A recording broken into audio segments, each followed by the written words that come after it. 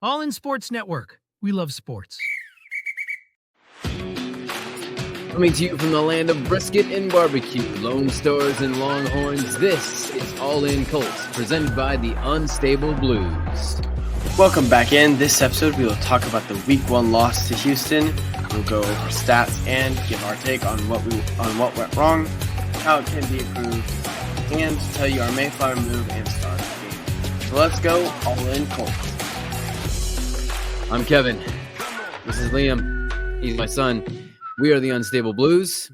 Happy to present All In Colts as part of the Rogue Media Sports Network.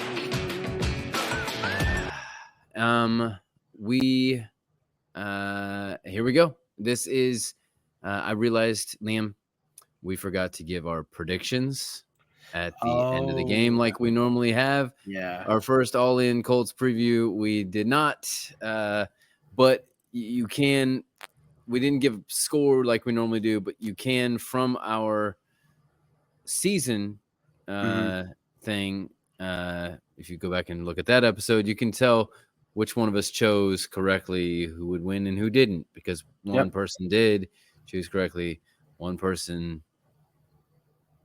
didn't. Yeah. Hey. Okay, not that I'm proud about it. Not that I'm proud. Okay, so couple things. First, injuries. Yes. Shane Steichen is not very forthcoming with his injury reports, especially day of. But Buck had a back, so we don't know exactly what's wrong with the back, but there is a back issue. Yes. First, before we go in, let's kind of go over a broad narrative of the game itself. Yeah. AR started missing his passes early, but it's a season opener, so just some, and it was mostly with AD, I think, but the Colts were explosive. Very much so. That was the word of the off season, that we had to get more explosive. There was no shortage of that. Yep. We also had this kind of bend, don't break defense that led to field goals instead of touchdowns, which is a lot better than last season.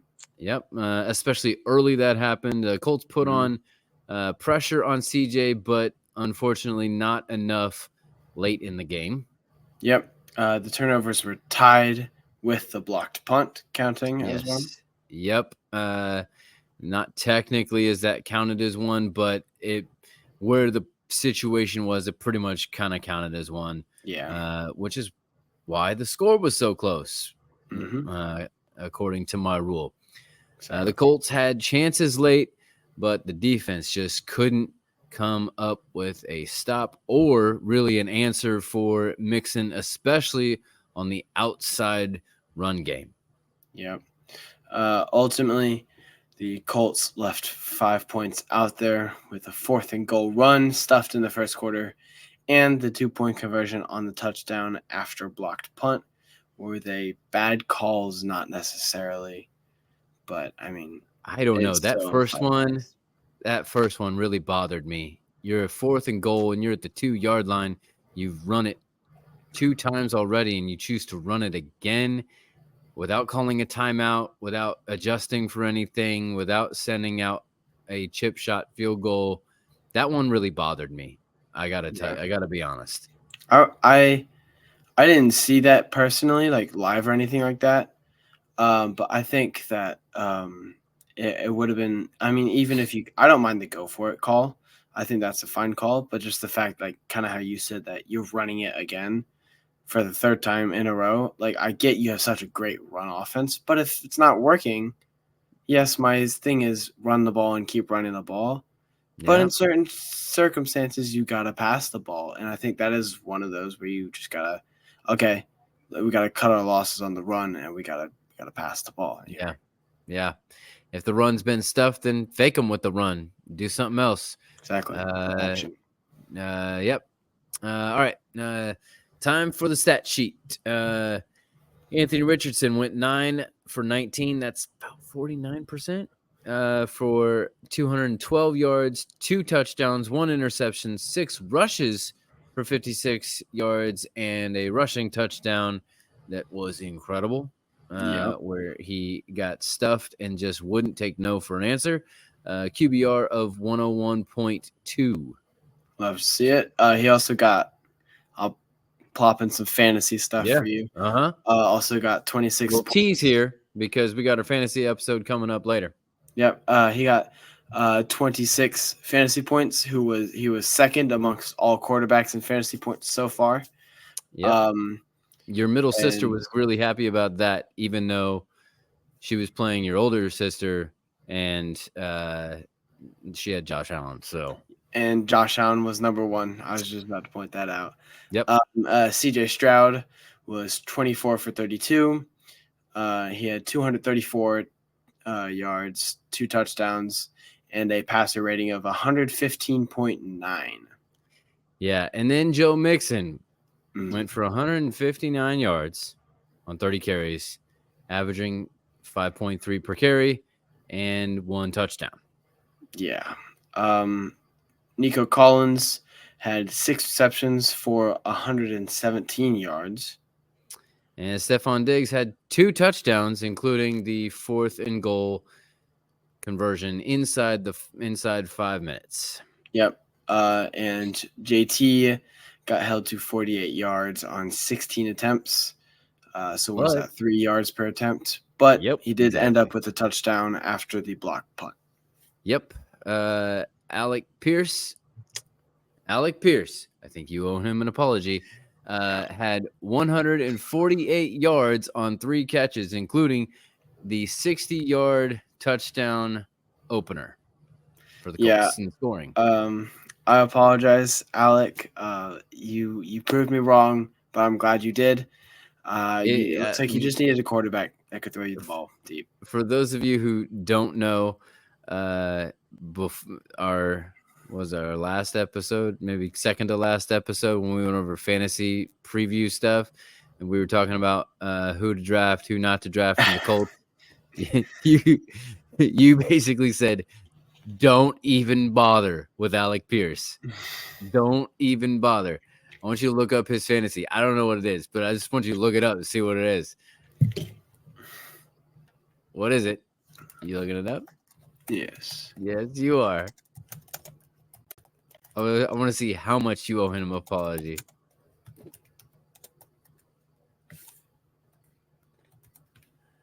For every fantasy point he scored, you got to write him a letter. Oh my. Oh. He had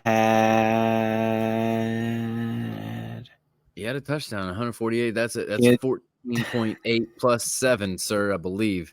That's 21.8. 21.5 points. So you owe him 21 and a half letters, I guess. Oh no. Of apology. What's our next stat on there? Nick Cross led the Colts in tackles with 14. Yep, and Blackman came in second with 13 and 10 solos. That puts our 2 safeties that were in question and all this like flux, and we don't know exactly how the safeties are going to be. We know there's maybe problems on the cornerbacks on the outside, but safeties might be an issue too, as our top 2 tacklers on the team.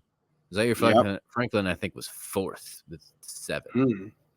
And then Buck had 1.5 sacks with not even completing the game. So yeah, it's pretty good for him. Yep.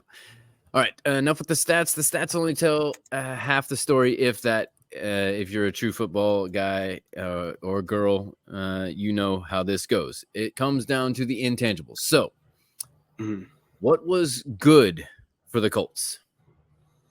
I think kind of what you said about being explosive. I think we definitely were that. Yes, we had AR last year, but I think this was a completely different AR. Still the same, run it whenever you need to, and kind of inaccurate sometimes. But I think overall he did exactly what we want him to do. May I say, I get the QBR wasn't as good as CJ Stroud, but I think I would rather have a guy throwing for 20 less yards, but running for 50 more than him. I think that's definitely something that's good. I think we ran the ball and kept running the ball, and it got us a touchdown. Two, actually, one with AR, one with JT. Yep. Alec Pierce obviously performed really well. I'm happy for how he performed, and I hope he continues to do it. Doolin got in there for a touchdown as well. I think, especially early on, our defense was kind of, like I said earlier, bend, don't break. I like how that kind of worked with the. We wouldn't give them touchdowns. We'd give them points, but we wouldn't give them touchdowns. Now we got to capitalize on not giving teams any points, being able to stop them in their own territory. Yeah. And then I talked to someone today. I said, we have one of the best punt teams in the game. We have gotten blocked punts year after year after year. Our punter is super good year after year after year. So I'm very confident in our special teams punting ability. And one other thing that I don't think is like huge or anything, but I like how Anthony Gold just kept on taking it out. At one point, it's going to break, and you're going to get an easy touchdown. And he did. He broke it to the 33 on the last one, right? Mm-hmm. They actually came up with a shorter kick, trying to come up with something different. And he ran it out to the 33, had a good run back, almost broke it. You know, that's the thing with the kickoff. Like, so many teams are still doing touchbacks, but man, I think there's something different out there. I think that there's a squib kick potential where if you land it with momentum at the 20, right? Like just inside the 20, and you force them to deal with the kick that's all over the place, and then you've got these guys that are all of a sudden right on you, you know, that thing. But man, also, like, because everybody's bunched right there, it doesn't take a lot. It's not like you have multiple levels like in a typical kickoff. If you break it, you can break it in a hurry. So there's potential there on both sides, I think, that is very untapped.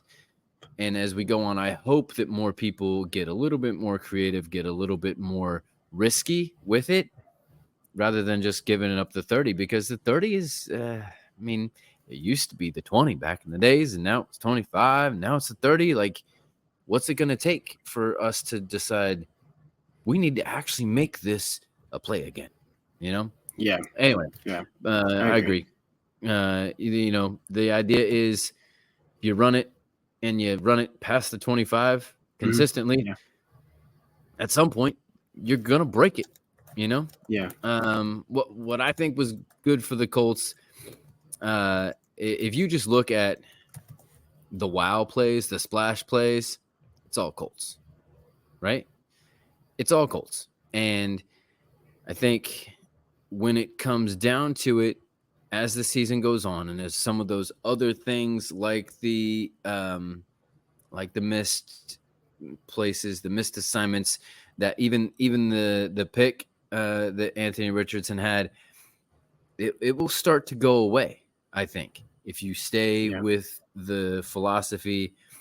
And so, but what you have is a great potential there to go down the field, to do this, to do that, whether it's him with his legs, whether it's, you know, JT off of that, whether it is the big plays down the middle. And so that middle pass game is going to come. But that's something we like, that those big plays are something we never had even the possibility of with Gardner Minshew last year. Just didn't. Yeah. So that's encouraging. What's the biggest difference in the game then, do you think? Different. Okay, hold on. Define what you mean by biggest difference. What's like between the two teams? What was the biggest difference maker? Gotcha. I think one is definitely the fact that they had so many people that they could go to on offense. Um, Not that we don't. It's just I would say our players aren't as big as their players are because Nico Collins has a rep, so does Tank Dell, Stephon Diggs, Joe Mixon, all these people. Yeah. Um, I think just they have so many people to go to, and they didn't use everybody in the beginning of the game, and that's kind of why our defense was that way. But once they did, they kind of were able to just drive down the field at will and do what they wanted with it. I think the difference in explosiveness, though, is that just how AR is. He is just an explosive player, and it's not like a inconsistent type of explosive. It's okay. You know what you're going to get from him, so you kind of build around that, like how you can. Like with Alec Pierce, I don't know, he just went off today. But it was, 57 yards in the air, pretty much off the back foot. And it wasn't like, oh, Alec Pierce has to go out of his way to go in stride. Perfect dime in the breadbasket. That is our quarterback. Two defenders. Mm-hmm. Yep. I told Jake after that happened, I said, that's our quarterback. That's what I know he can do. And well, watching it, I know you were watching it. You were watching on Red Zone, watching it live. They come back from the commercial, and the announcer's like, "We are still in awe of what we just witnessed." Yeah. Welcome to Anthony Richardson. We were amazed, but we're not as amazed as some other people who they just don't know. Exactly. That's what we've been saying the whole time. They just don't know. So I think the explosiveness of our offense versus kind of the consistency of theirs, and then on defense, it's just our secondary is just weak. That's pretty much what it is. And they have veterans in their secondary, but they have younger guys as well to learn under the veterans. So I think it's just a difference of I think it's a difference of secondary. If we have a better secondary, or even the secondary that Texans have, or even the secondary that team from Houston has, I think we win. I think we win the game. Like honestly. So okay, that's just kind of my thought. I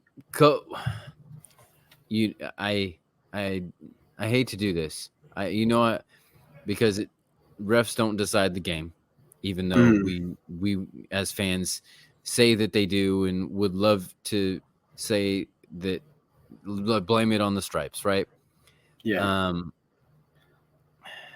But once again, it wasn't inconsistent in the game per se, but across the league, you see Patrick Mahomes get multiple calls on the first game because he's I don't feel so good because he's Anthony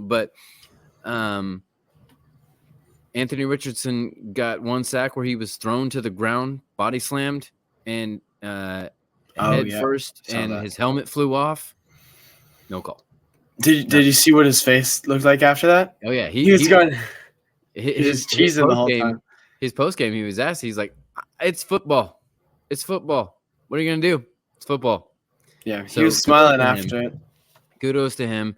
Got a little of that Andrew Luck get slammed, and good hit, man, good football, and that bug him more than anything. They're not in your head.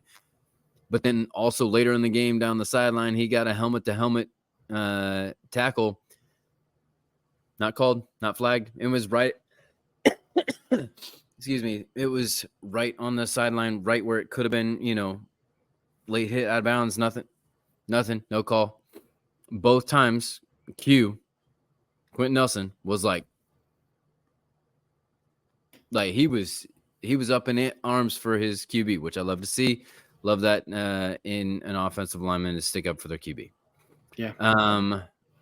But to me, the biggest difference is not the DBs at all. We had safeties atop our tackle list, and we had Jalen Jones just draped everywhere he could be, other than where, what else do you want the man to do? He's right there. If he does any more, he's going to get called for pass interference. You got him almost with a pick deep, in the red zone on a big play. Broke it up, but almost got the pick. You got Brents that had a pick, but had a foot down, had a toe, and then a heel on the back on the out of bounds, and Joe Mixon had 159 yards on the ground. Grover Stewart had, I told you, Grover Stewart versus Joe Mixon was one of my matchups. Yep. One big play at the beginning of the game. One big stop had Grover Stewart. Quiet after that.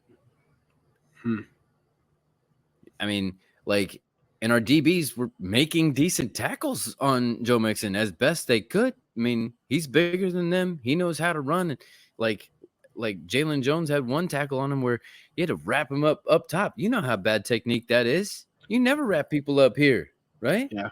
But every time he's going down low, Joe Mixon is going whoop, whoop, over his his arms down low. So, so I don't know. I don't know that the problem is the DBs. I think it's somehow the run defense, and even when we saw them in the preseason game with Denver, it's the outside run specifically. Yeah. Don't know what it is. The outside run. So maybe it isn't a problem with Grover then, because he plays interior. Exactly. I don't discredit him. They started running away from him, but then we got to have an answer for that. Whether that's run 3 linebackers, or pull somebody back in coverage. Whatever. We gotta figure that out. Quick story about it is kind of on topic. So basically, I had to write like a paper about like a TED Talk or a church sermon or something I wanted to watch. And I asked her because it wasn't like a podcast wasn't official.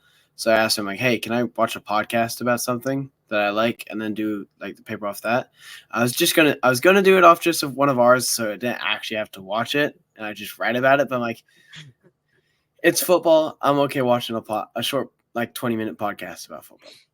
So I watched the podcast. It was about Colts, and like it was from like 4 months ago. So it was a like kind of just like. There are some things I'm like, oh, that's not a thing anymore. That's not a thing anymore. Right. But it was talking about how they got Latu, and it was still after a draft though. So they're talking about how Latu was a way better edge pass rusher than I think Quiddy is. I think that's who they were talking about because Quiddy, and it started describing how Quiddy's just a very unique player in what he does, very good at it, but he's a unique type of edge. And that Quiddy's actually a lot better in the run game than Latu is, which I think I would agree with. Yeah. And Quiddy, was he playing today a ton? Yeah. Yeah. Okay. So, but that was kind of like whenever I heard about outside run, I'm like, okay, well, Quiddy is a big factor. And I think there was someone else as well who the guy talked about. I'm like, oh yeah, that makes sense. Because he was talking about how good our run defense was and stuff like that. So yeah. But it was Quiddy and someone else who is the edges who protect the outside run. But sometimes you have to eliminate those for Latu to come in or something like that, and then you kind of lose that aspect of the line. Yeah. Okay. Anyways, continue. That's fine. Is it too early to start thinking about a Gus Bradley switch? No, I mean we have been thinking about this for 2.5 years now, something like that. Right. So is it too early? No. Is it too late? I think is it too late is a better question. Okay. Well, I don't know about is it too late, but like is it? I don't know what I'm trying to say because is it too late doesn't make sense in this. But like. Sure, it is. I guess so. We thought he should have been gone last year. We were surprised he was back. Is it too late? Yeah, I mean, it could still be done. You could still switch. Does he need to be switched?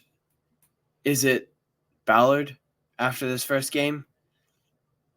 I mean, yes, Ballard makes questionable calls, but I mean, Gus also just isn't coaching defense well. You have 10 defensive linemen, and you're losing the battle in the trenches.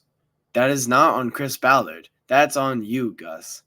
So, I mean, there's only so much you can do as a GM, as a head coach, and even as a defensive coordinator for other stuff as well. But I think that, I mean, at this point, I think Gus has to go. I think Shane and Ballard need to start looking for other people. Yeah, there was one series, and we waited till it was in the red zone, where like we had a bunch of people standing up, moving around, caused them confusion, caused a penalty. Then same thing, but like if you don't, how effective can it be if you don't always look like the 2000 Ravens? If you always look like the 2000 Ravens, then everybody's guessing we don't know what's happening. If you only look Exactly. like that on one play, we're not too worried about it. You know? Yeah. So I'm with you. All right. Time for the Mayflower move. If you're new here, the Mayflower trucks moved the Colts from Baltimore to Indianapolis. And so this is our game-changing play of the week, the Mayflower move. Okay? Yeah. So you go first. What was your Okay. Mayflower move of the game? I think there's I'll kind of hit on some that could be it, and I'll say mine. I was going to do the same thing. I think Rattle 'em off. first off, what you said earlier, the 4th and goal that you could have just kicked field goal. In hindsight, we win the game with the field goal. Yep. There's the 2-point conversion. I mean, yes, in hindsight, you're only 1 point. You're a point down instead of 2. So I guess the 2-point really isn't that bad if you think about it, because the 2-point, being down by 2 points doesn't make that much of a difference compared to 1. Exactly. Yeah. So that's not a huge problem in my eyes. There's obviously the blocked punt that led to the JT touchdown, and then so I'm kind of stuck with 2 things here.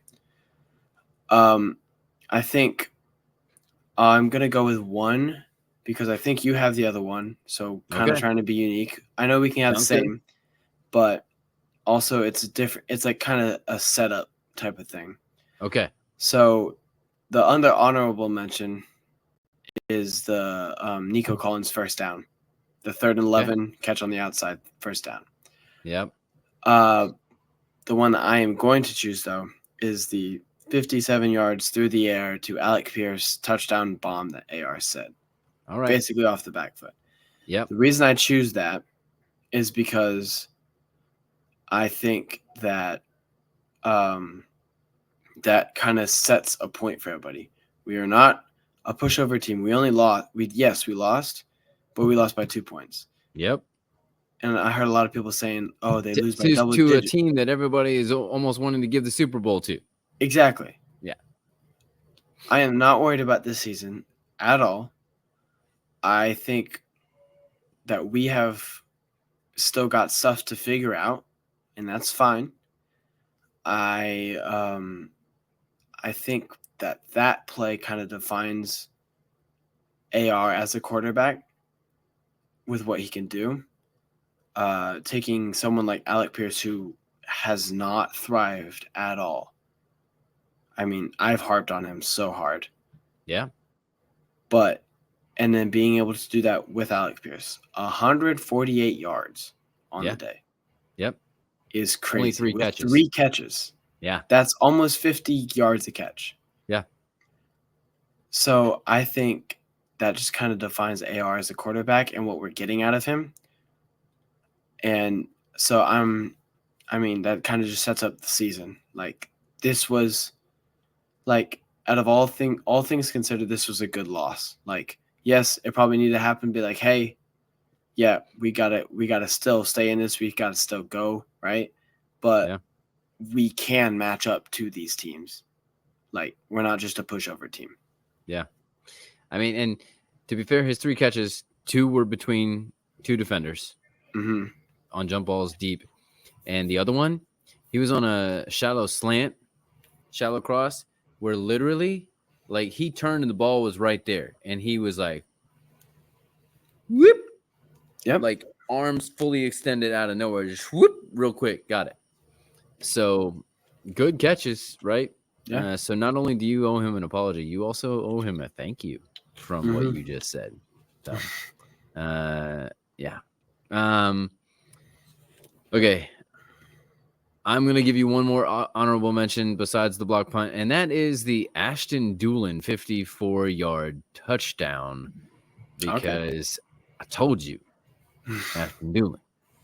I've been saying this since like 2 years ago, and you were like, Ashton Doolin. And then last year, we missed our opportunity because he tore his ACL, but he's back, and he spent most of his recovery alongside Anthony Richardson. So I knew they going to have something special, and he delivered a ball.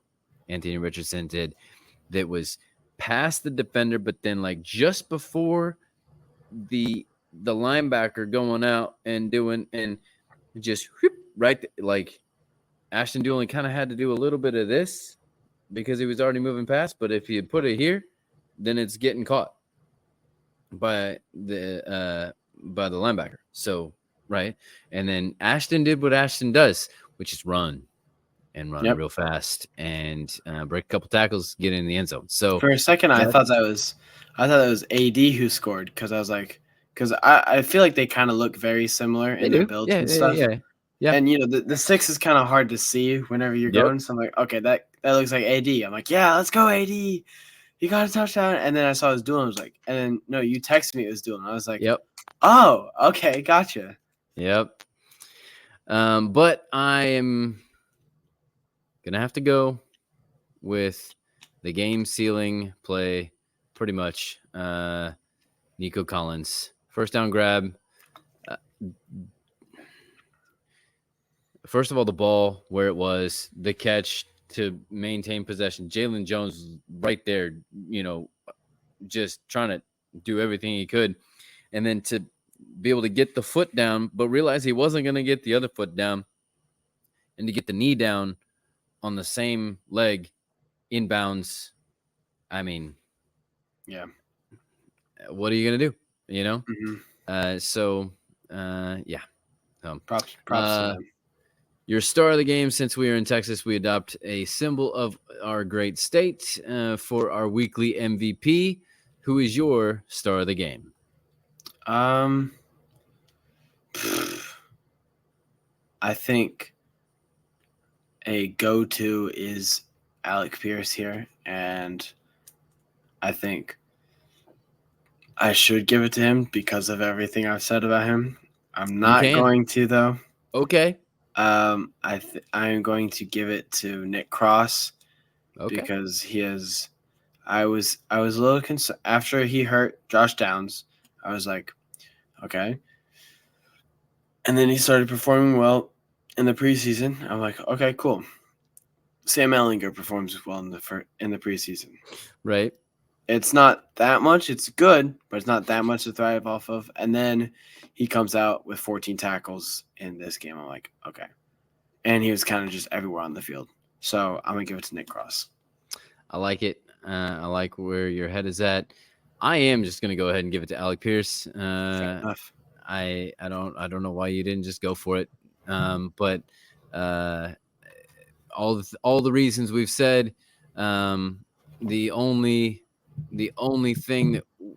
drawback would be to say, okay, now you need to do that again, right? Yeah. Maybe not quite the same. You don't have to do the same, huge amount, but give us another good performance, because that's what has seemed to lack in his game. But as far as this game's concerned, other than the obvious of Anthony Richardson delivering those balls and being able to, rush on his own, because you could say him, let's not overlook him, but Alec Pierce had a breakout performance as far as he's concerned. So that would be my pick. Yeah, good. Well, that is it. update from the South, where we will evaluate other teams from the AFC South and look ahead at their week upcoming. This is Liam, And this is Kevin. reminding you to stay all in Colts. All in Sports Network. We love sports.